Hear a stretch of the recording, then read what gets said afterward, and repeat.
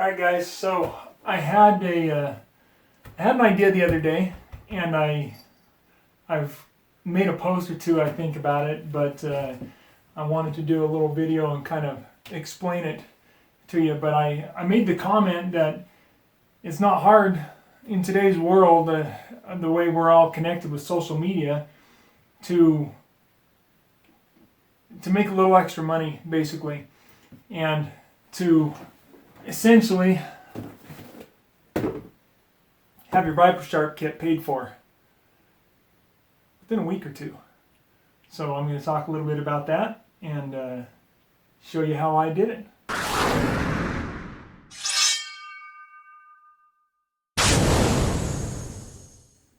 Alright, so these are the first set of knives that I got from my little ad to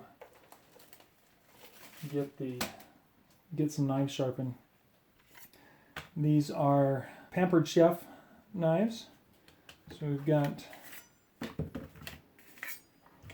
two bigger chef's knives and two small knives that need to be done. So all of those are going to be sharpened today. And let's see if we can get a little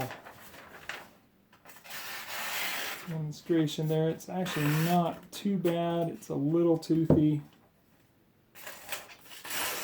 That one's worse. That one's really bad.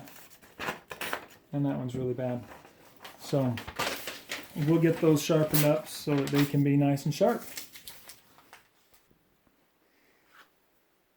Alright, I'm going to start with the smallest knife here, and it's missing its tip. So we're going to have to make a point on that and definitely need to sharpen that up. So we'll clamp that in right there. And these are full flat grind knives. Thinner than the average pocket knife.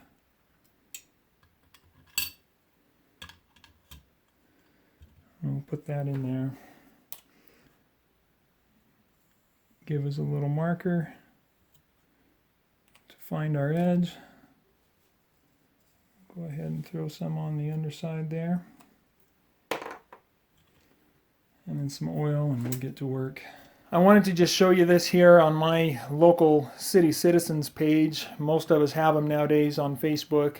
It's just I am going to start with a time to put 250 up a post. Grit on this. I put this one up nice and simple. You could do it on your yard sale pages, on your city pages, anything like that. I could even do it on surrounding cities and offer it to people in a little bit more expanded area if I wanted to. Down to where I think I'm. So if anyone is looking to get your kitchen cutlery sharpened this season, I'll be offering sharpening with my ViperSharp system. I offered it at $10 per knife, and I had 5 people that piped in and said they would want one. So I've got the first customer's knives right here, and I'm going to show you those, and we'll go through and talk a little bit about getting that started. And that looks like it's a steeper angle. It looks like these have probably been hand sharpened or hand beat up by somebody who doesn't necessarily know how to sharpen by hand, because I know you can sharpen real well by hand if you know what you're doing. But this one has a different angle in multiple places along here. We're not getting to the edge right there. We are right here, not so much right there. So we're going to make this a uniform sharpness all the way along the edge.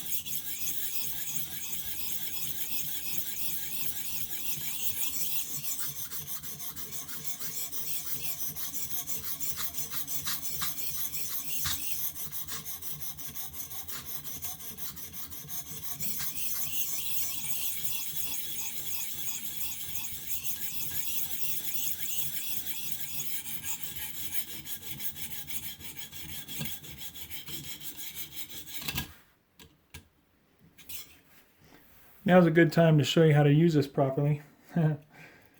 I've gone to putting thumb screws in the kit for all of these tiny parts, so lock that in so it doesn't fall in front of the knife like I just had happen. and then lock this one in so that the stone will not come up on top of the blade. So go ahead and move that one up. And there we end up with a safe ability to use the entire stone without damaging our blade. Now you'll notice I'm using the back end of the stone handle or stone carriage right now. That gives me plenty of control as I am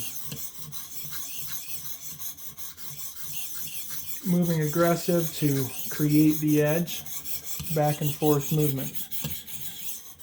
Then when I'm ready to remove my burr, I'll go to this knob and just do strokes like that where I'm going up and across. So as I start at the back heel of the blade, I'm using the top part of the stone, and by the time I get up here, I'm toward the back end of the stone. That's the strokes you should use when you're doing the finalizing strokes.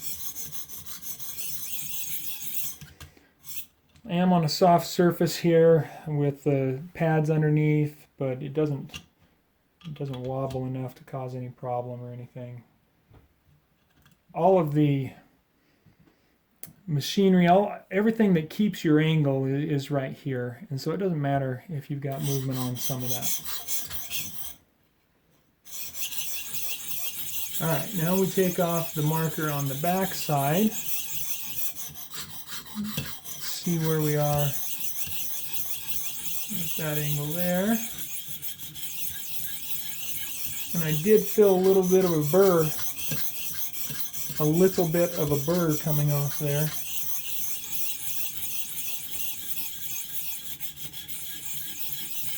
So I know we're already apexing on this blade.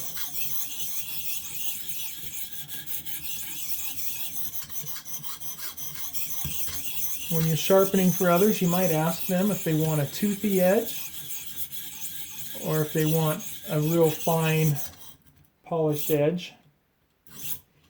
Some people might prefer it to be a little toothy, so a 250 or 400 grit might be all you need to do.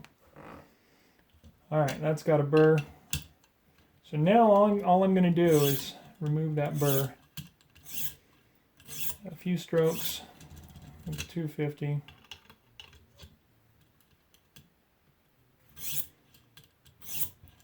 A few strokes on that side with the 250. And I'm going to change and move on up. Go to the 400.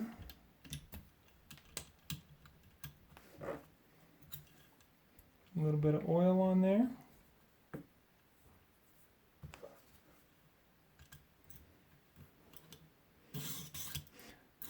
And I'm going to go ahead and do a few back and forth strokes on this. I'm probably not going to worry too much about restoring that tip completely. It'll be sharp all the way along, but I'd need to take off quite a bit of metal to actually make a point out there. We'll get pretty close to it.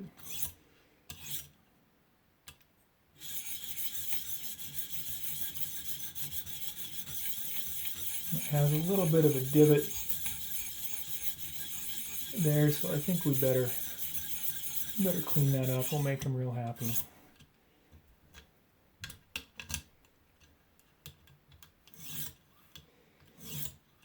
Now the great thing about using your ViperSharp like this to make you money is these customers are going to be thrilled when they get their knife back and it's sharp. And when they compare it to the way it was and how it is after it's sharpened, which remember you can test with the clamp still on. So we got a toothy sharpness there. We're going to get that a little bit sharper. Move on up to the 600 and then the 12.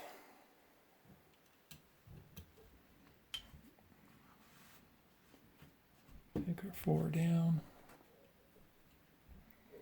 600 on.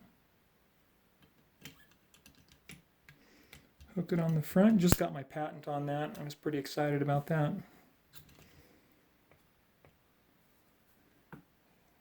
3 years. 3 years after filing for that thing. Not 4, at least 3. Alright, 600, quite a bit smoother.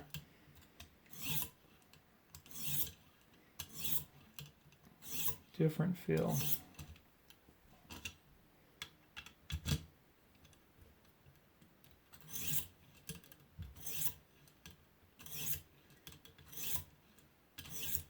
Now I'm kind of wondering on this knife, if you'll remember there was a spot back here and I feel like I can still see right there that it's not apexed. So that's one of the things I'm going to test for as I pull this out.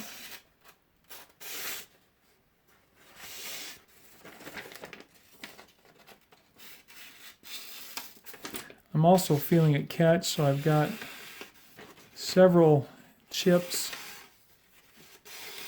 or nicks in that blade that aren't really visible to the eye, but I can feel them.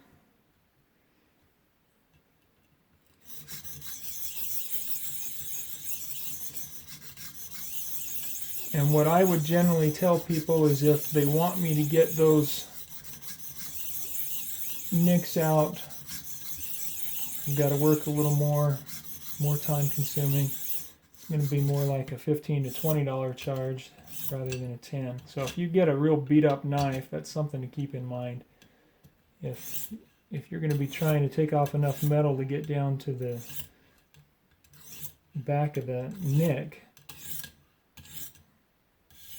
in the metal, then it's going to take you a little more work and effort, a little more time, so charge a little more.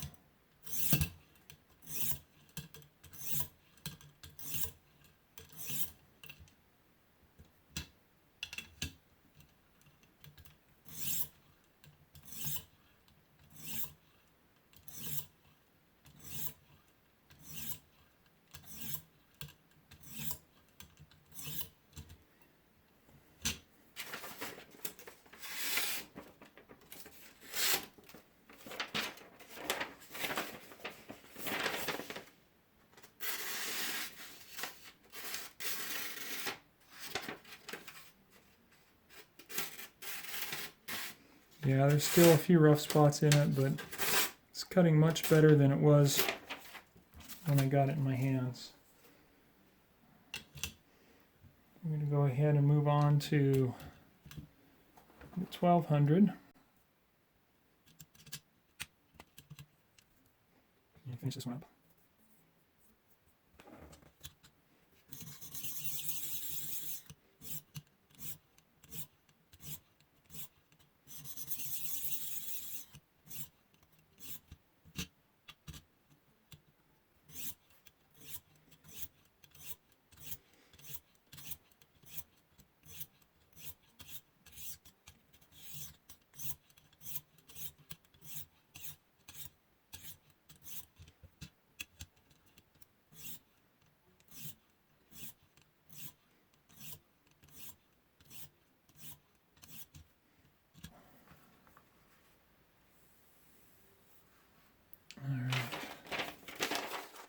There we are with the 1200 final stone.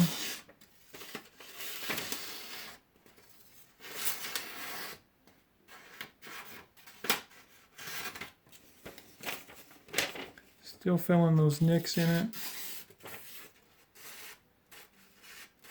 Right there, right there, right there. So there's quite a few of them. So this is one of those things where I'll tell them, hey, be real careful with your knives. Make sure they go back in the guards. Make sure the kids know how to respect them.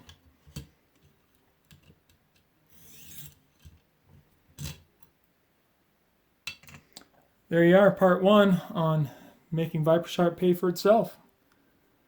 So what are you waiting for? Come on over and get your ViperSharp from ViperSharp.com. Start your own little side business or just a temporary side hustle enough to pay for the ViperSharp itself.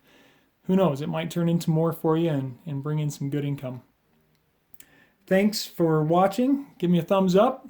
Make any questions or comments down in the comments section, and please share.